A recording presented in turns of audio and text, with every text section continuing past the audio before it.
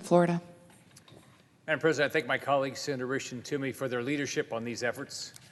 Americans are watching Russia's invasion into Ukraine, and they're looking to us for leadership. As an evil tyrant wages war, they're asking how our government will respond. So here we are.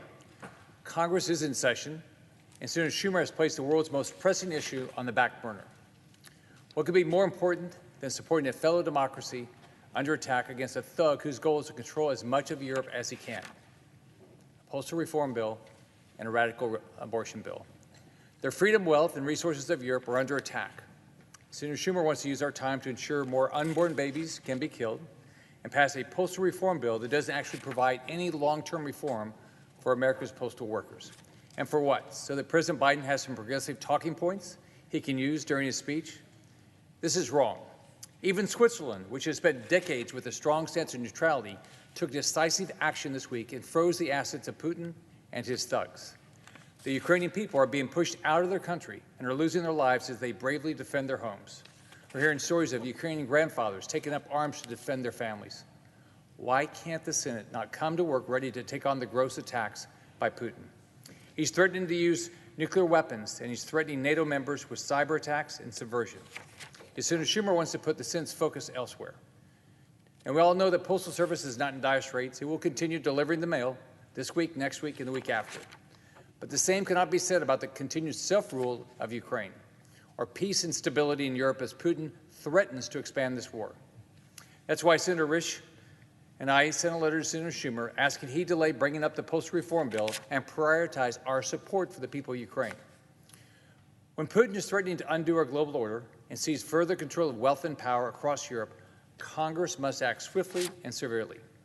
Placing any other legislation, especially a bill which does not address any urgent issues, ahead of addressing the turmoil in Europe is a dereliction of our duty to the American people and a betrayal of our responsibility to stand for freedom and support the world's democracies. At a time like this, we need to be clear about our priorities. First, the United States must continue its work with our allies and partners to destroy the Russian economy and levy devastating sanctions against the Russian oligarchy and Putin's thugs and cronies, both in and outside the Kremlin. Second, the U.S. must supply Ukraine with every weapon needed and continue to work with our allies and partners to deliver resources to Ukraine's military and the Ukrainian people. Third, we must prioritize and increase our own defense spending to ensure maximum military readiness as we face both Communist China and Putin's aggression. Now is not the time for weakness or any compromise of America's national defense capabilities. Fourth, we must also immediately ban Russian aircraft from using American airspace.